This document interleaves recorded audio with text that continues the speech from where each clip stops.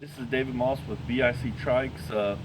We have a unique opportunity today to show you my trike kit, the BIC trike kit, versus safewholesalers.com outlaw kit. They look similar, but they're nowhere near the same. I have to fix this kit from the outlaw.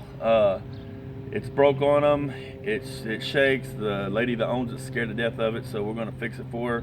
And we got to fix the fenders. I'm going to show you that. I'm going to show you the difference in the trikes. So we'll start off with the wholesalers. This pink one right here is from safewholesalers.com. It's called the outlaw kit. If you'll come on over here, you'll notice that I want to show you. I took the saddlebags off both bikes. These are both Beach Star 1100s.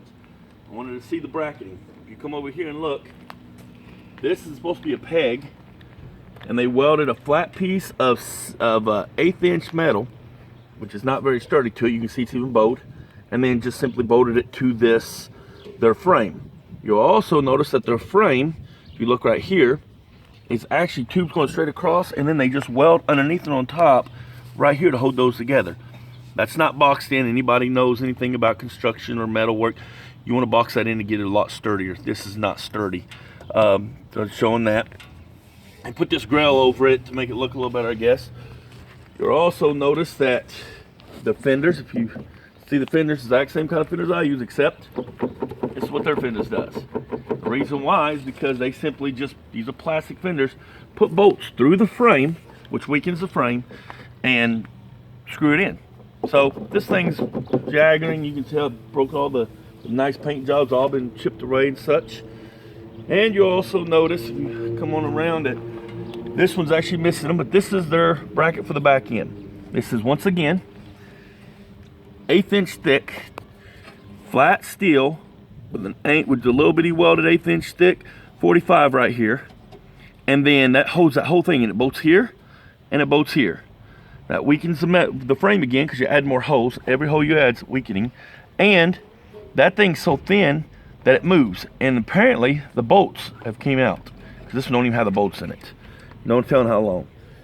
Look at the back end here. You'll notice that their frame is up higher. It's up here.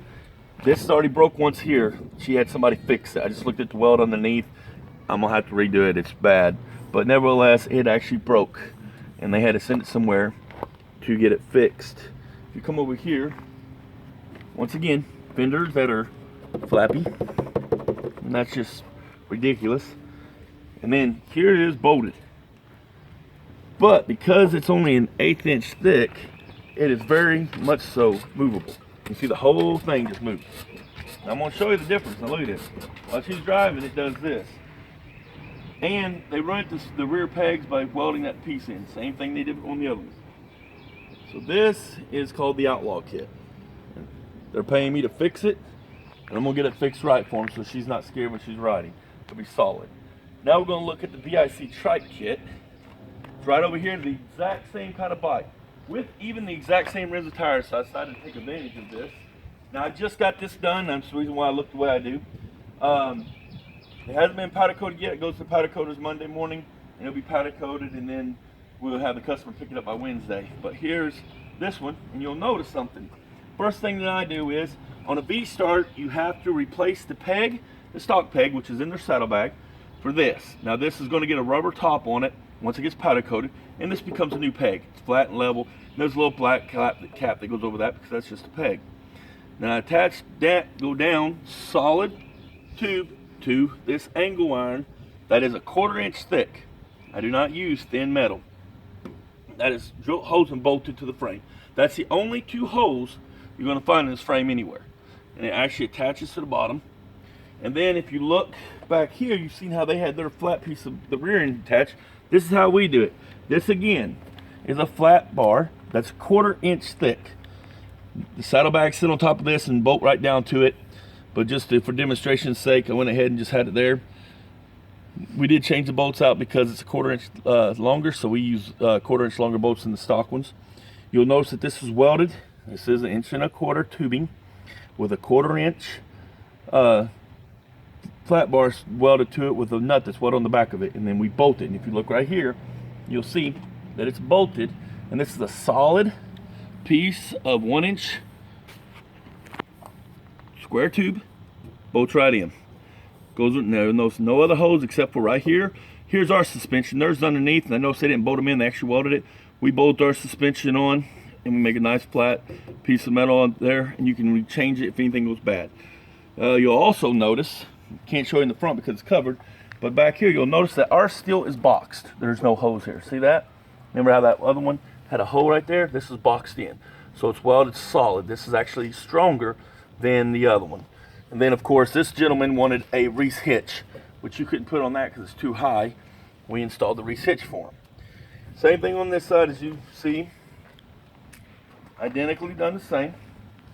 Everything is solid. And I'll show you how solid it is. You take the tire up before this thing moves.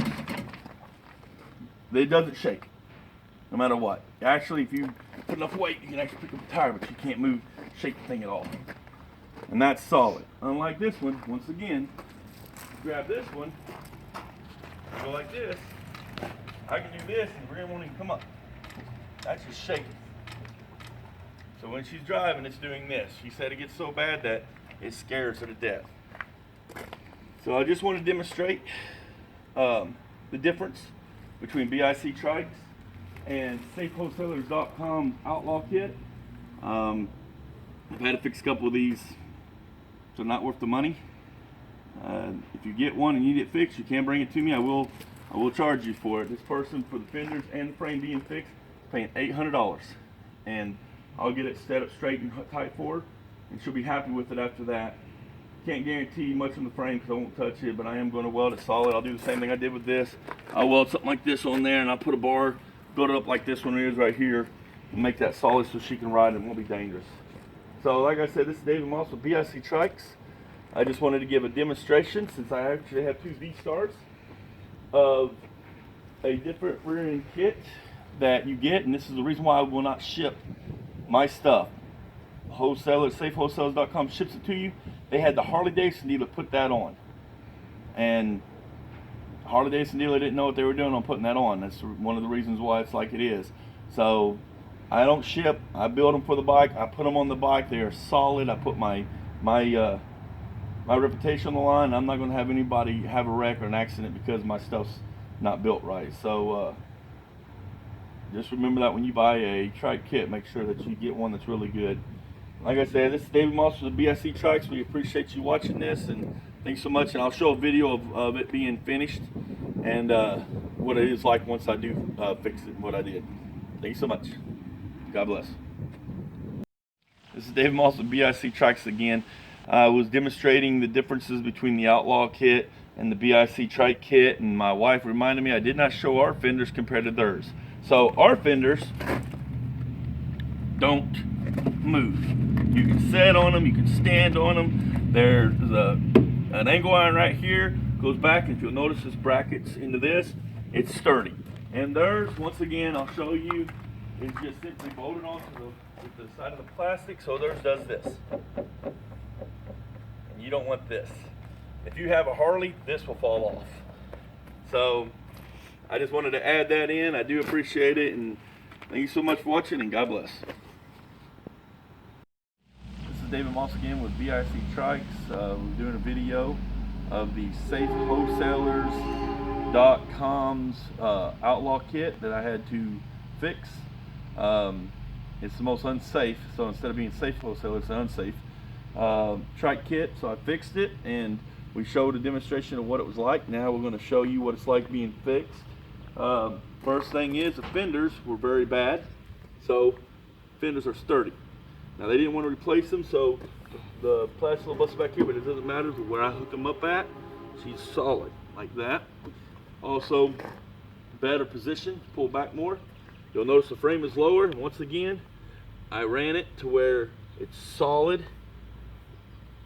Square tube going down, hooking up into this. That same thing in the back. I demonstrated the last one is pretty much exact. I had to flip their frame completely upside down to do it. I was going to show you basically how sturdy she is. Now she don't shake. No matter what. Push hard enough to pick a tire up. That's the most you're going to get out of her. It's a little bit longer of a frame than mine is for this kind of bike, but it doesn't hurt anything. So like I said, this is David Moss with BIC Trikes. If you have bought a trike kit from safewholesales.com and you need it fixed, give me a call at 765-242-6651. We will fix it for you. And if you haven't and you're thinking about buying one, you can't buy one from me because you can't bring it here. Do not go to safewholesales.com. Find one better. If it costs a little more, it costs a little more. I'm talking about your life on the line. So once again, this is David Moss with BIC Trikes signing out, and God bless.